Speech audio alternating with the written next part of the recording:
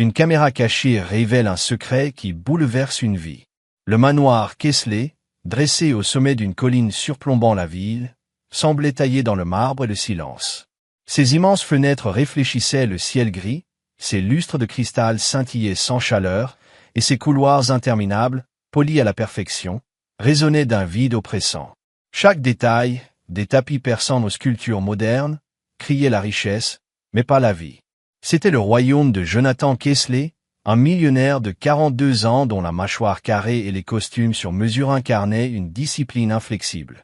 Homme d'affaires redoutable, il dirigeait son empire technologique avec une précision d'horloge suisse. Chaque seconde était monétisée, chaque décision calculée. Les émotions, des failles dans une machine bien huilée, même chez lui. 2 ans plus tôt, la mort brutale de sa femme, Claire, dans un accident de voiture avait brisé quelque chose en lui. Incapable de faire face à la douleur, Jonathan s'était retranché dans le travail, transformant son deuil en une armure d'efficacité. La seule trace de vie dans le manoir était Oliver, son fils de 8 ans. Pâle, aux yeux d'un bleu délavé, Oliver était confiné à un lit d'hôpital installé dans une chambre transformée en unité médicale. Une maladie neurologique rare, diagnostiquée à l'âge de 5 ans, lui avait volé la capacité de marcher, de courir, de tenir un crayon sans trembler. Ses journées se résumaient à des perfusions, des moniteurs qui bipaient doucement et des visites occasionnelles de médecins en blouse blanche. Jonathan, lui, était rarement là. Il partait avant l'aube, rentrait après minuit, convaincu que l'argent, celui qu'il dépensait pour les meilleurs spécialistes, les équipements de pointe, les infirmières à domicile, suffisait à combler son absence. L'amour, pensait-il, pouvait s'acheter. Et puis, il y avait Grace. Âgée de 34 ans, cette femme noire au regard doux et à la démarche discrète semblait presque invisible dans son uniforme gris et blanc de femme de chambre. Engagée 6 mois plus tôt par une agence, elle avait pour seule mission de nettoyer le manoir, épousseter les meubles, polir l'argenterie, laver les sols. Rien de plus. Pourtant, Jonathan commença à remarquer des changements subtils. Oliver, d'ordinaire muet et renfermé, esquissait parfois un sourire. Il mangeait ses repas au lieu de les repousser. Une fois, Jonathan l'avait même entendu fredonner une mélodie, un son si étranger dans cette maison qu'il en avait frissonné. Il chassa ses observations, les mettant sur le compte d'un traitement médical ou d'un hasard. Mais une méfiance grandissante s'installa en lui. Pourquoi son fils semblait-il plus vivant? Un soir, seul dans son bureau au mur tapissé de chêne, Jonathan consulta les enregistrements de la caméra de sécurité du couloir menant à la chambre d'Oliver. Juste un coup d'œil, se dit-il, pour apaiser son esprit. Ce qu'il vit le figea. Grace était là, assise au chevet d'Oliver, éclairée par la lumière tamisée d'une lampe de chevet. Elle ne se contentait pas d'être présente, elle lui tenait la main, ses doigts fins enveloppant ceux, frêles, du garçon. Elle repoussait doucement les mèches de cheveux blonds collées à son front moite, racontait une histoire de pirate avec une voix rieuse, pleine de vie. Sur une table à côté, un ours en peluche usée, visiblement étranger au décor luxueux du manoir, trônait comme un trésor. Nuit après nuit, les images révélaient Grace nourrissant Oliver à la cuillère avec une patience infinie, chantant des berceuses africaines qu'elle murmurait dans sa langue maternelle, ou appliquant un linge humide sur son front lors de ses accès de fièvre. Une nuit, elle avait même dormi recroquevillée sur une chaise inconfortable près du lit, veillant sur lui alors que son état empirait. Personne ne lui avait demandé cela. Personne ne l'avait payé pour cela. Jonathan fixa l'écran, le cœur battant, longtemps après la fin des enregistrements. Une partie de lui, forgée par des années de méfiance dans un monde où l'argent attirait les opportunistes, refusait de croire à tant de dévouement. Pourquoi une femme de ménage, payée au salaire minimum, se soucierait-elle ainsi de son fils? Cherchait-elle une récompense? Un avantage? Poussé par cette suspicion, il prit une décision qu'il justifierait plus tard comme un acte de prudence. Il fit installer une caméra cachée dans la chambre d'hôpital d'Oliver, nichée discrètement dans le cadre d'un luminaire en cristal. C'est pour sa sécurité, murmura-t-il en signant l'ordre d'installation. J'ai le droit de savoir. Le lendemain soir, enfermé dans son bureau, il lança la diffusion en direct. L'écran s'alluma sur la chambre d'Oliver, baignée d'une lumière stérile. Le garçon, plus pâle que jamais, serrait un oreiller contre sa poitrine, ses yeux mi-clos fixant le plafond. Grace entra, portant un plateau avec une serviette soigneusement pliée. Elle s'assit à son chevet, prit sa main et murmura. « J'ai apporté ton préféré, petit héros. » Elle déplia la serviette, révélant 2 biscuits au beurre doré, fait maison. « Ne dis rien à l'infirmière, d'accord. » Oliver esquissa un sourire, faible mais sincère. « Merci, Grace. » Elle se pencha vers lui, son visage rayonnant de tendresse. « Tu sais, tu es plus fort que tous les super-héros de tes dessins animés.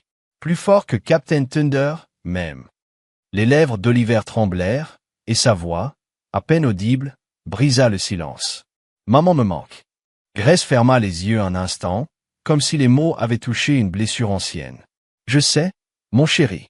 La mienne me manque aussi. » Puis, dans un geste spontané, elle se pencha et déposa un baiser léger sur son front. « Je ne laisserai jamais rien t'arriver, » murmura-t-elle, la voix tremblante d'émotion. « Même si ton papa n'est pas là. » Jonathan sentit son souffle se couper. Une douleur sourde lui serra la poitrine. Il ne dormit pas cette nuit-là. Il visionna chaque enregistrement, chaque moment volé. Grace lisant des contes à Oliver d'une voix douce, essuyant ses larmes avec un mouchoir brodé, défiant une infirmière impolie qui négligeait les besoins du garçon, se disputant même avec un médecin pour exiger des tests supplémentaires. Elle n'était pas une employée. Elle était la gardienne d'Oliver, une mère de cœur dans un foyer qui en manquait cruellement. Et lui, pendant tout ce temps, avait été aveugle, barricadé derrière ses bilans financiers et ses réunions interminables. Le moment qui le brisa complètement survint un mardi pluvieux. Oliver fit une crise, une de ces secousses violentes qui faisaient trembler son corps fragile. Les moniteurs hurlaient, mais le personnel médical, débordé ou négligent, tarda à intervenir. La caméra montra Grace accourant, ses chaussures glissant sur le sol de marbre. Elle s'agenouilla près du lit, tenant la tête d'Oliver avec une délicatesse infinie, murmurant « Reste avec moi, mon bébé, je suis là. Tiens bon. » Ses mains ne tremblaient pas, mais sa voix était un mélange de peur et de détermination. Lorsque la crise s'apaisa, elle s'effondra contre le lit, ses épaules secouées de sanglots silencieux, serrant la main d'Oliver comme si elle craignait qu'il ne lui échappe. Cette nuit-là, Jonathan se rendit au manoir sous une pluie battante. Il se posta à la porte de la chambre d'hôpital, son costume Armani trempé, ses cheveux collés au front. À travers la vitre, il vit Grace, ignorant sa présence, fredonnant une berceuse dans une langue qu'il ne comprenait pas. Elle berçait doucement la main d'Oliver, ses doigts noués aux siens. Le garçon dormait, sa poitrine se soulevant faiblement mais régulièrement. Jonathan, l'homme qui avait bâti un empire à coups de millions, n'avait pas de mots. Il avait cru que l'argent pouvait tout résoudre, les médecins, les machines, les traitements. Mais cette femme, qu'il remarquait à peine lorsqu'elle passait l'aspirateur, avait construit quelque chose d'inestimable. Un lien, un foyer, un amour qu'aucun chèque ne pouvait acheter. Il entra, ses pas résonnant dans le silence. Grace sursauta, se levant d'un bond, lissant nerveusement son tablier. « Monsieur Kingsley, je ne vous avais pas vu, » dit-elle, la voix basse, teintée d'une pointe d'appréhension. Elle ajusta une mèche de cheveux échappés de son chignon. Jonathan s'assit face à elle, ses yeux fixés sur Oliver, paisible malgré les tubes et les machines qui bourdonnaient autour de lui. « J'ai vu les images, » dit-il, la voix rauque, presque brisée. « J'ai installé une caméra dans sa chambre. Je voulais savoir ce qui se passait quand je n'étais pas là. » Grace se figea, ses mains crispées sur son tablier. Il poursuivit, les mots lui échappant comme une confession.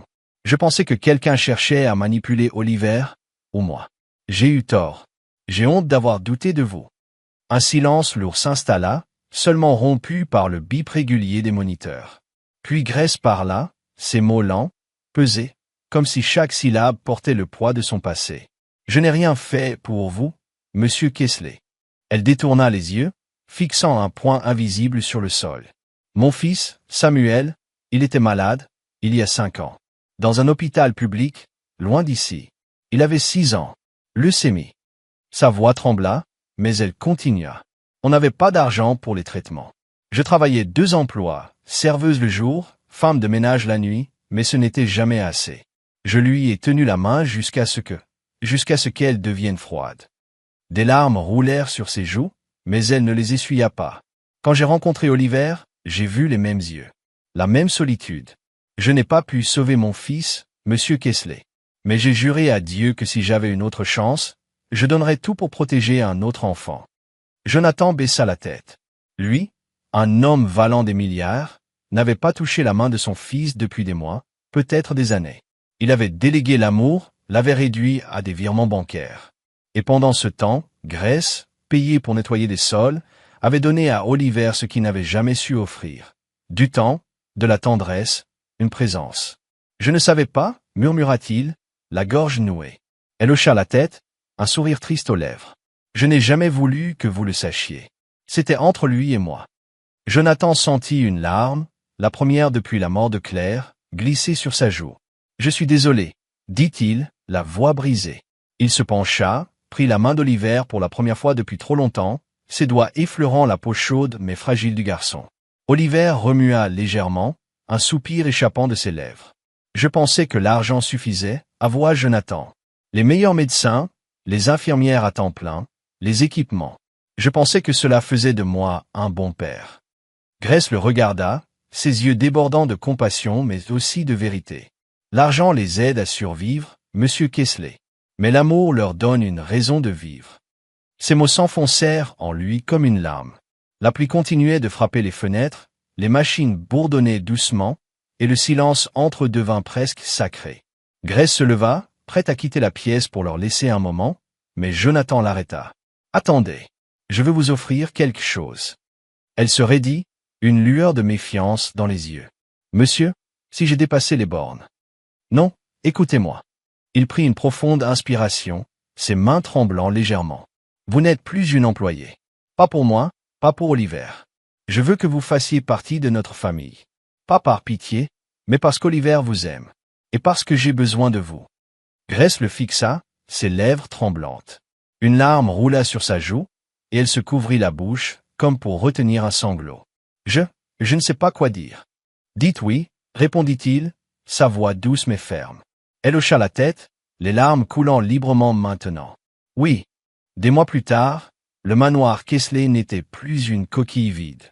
Les murs de marbre semblaient moins froids, les couloirs moins silencieux. Grace ne portait plus son uniforme gris et blanc.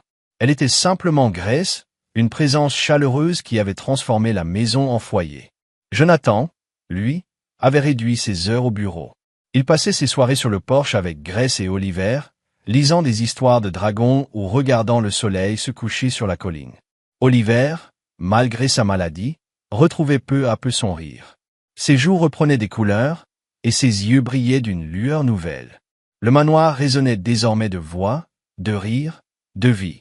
Aujourd'hui, quand on demande à Jonathan ce qui a changé sa vie, il ne parle jamais de ses acquisitions, de ses trophées ou de son empire.